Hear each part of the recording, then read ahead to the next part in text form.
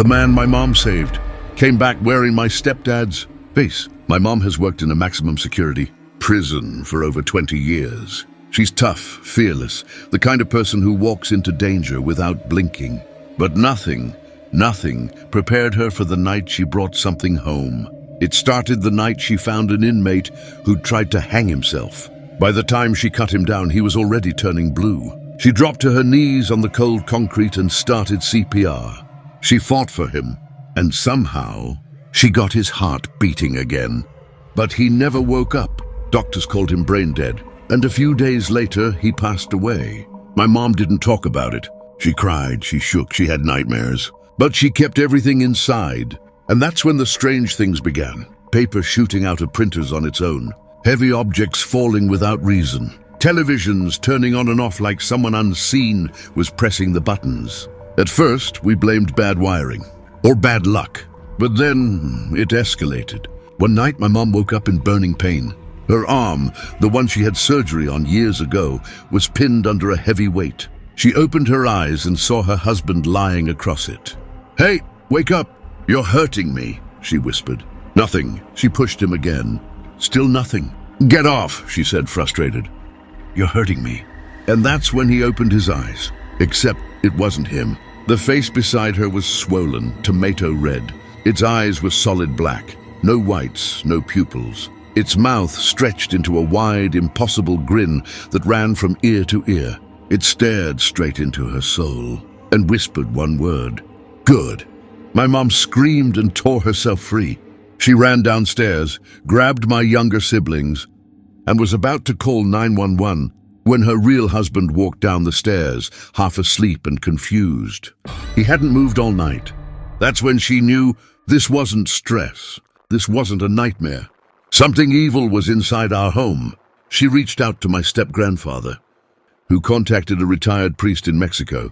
He told her to call a pastor who was extremely sensitive. But he warned her, "Don't tell her anything. Just invite her. She will know." My mom called the pastor and kept things vague. They were about to hang up when the pastor suddenly yelled, "Stop. Someone is trying to talk to you. She's furious. She wants you to put it back. Right now." Then the call disconnected. My mom knew immediately what she meant. We'd been preparing for a garage sale. We moved dozens of old items, including a collection of antique dolls that belonged to my great-grandmother. She had always warned my mom never to move them. My mom ran downstairs and put the dolls back exactly where they were. But the pastor never arrived. Her phone lost our address. Her car wouldn't start. The tow truck crashed on the way to her house. 3 signs, 3 warnings.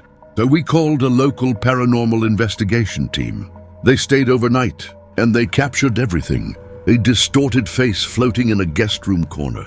Cold spots, shadow movement, and EVPs of 4 spirits.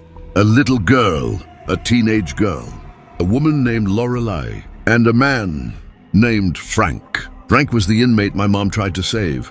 After that, the team left fast. A few months later, I returned home from the Navy. It was mostly quiet, except for one night when I felt someone watching me so intensely that I went outside with a flashlight because I truly believed someone was standing in the yard, but no one was there.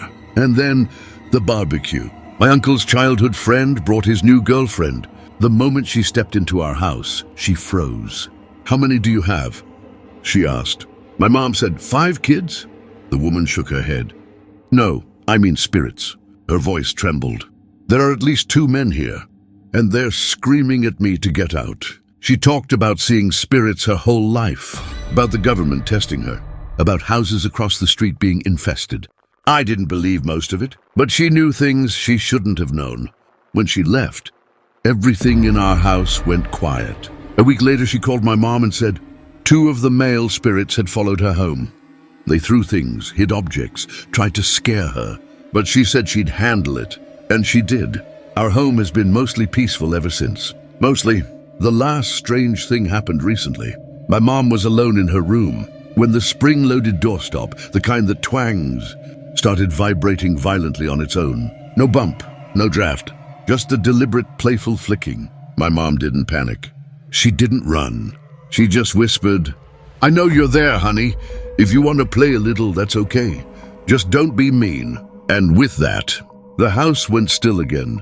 If you want more real paranormal stories, creepy encounters, and chilling true events, make sure to like the video, subscribe to the channel, and turn on the notification bell so you never miss a story lurking in the dark.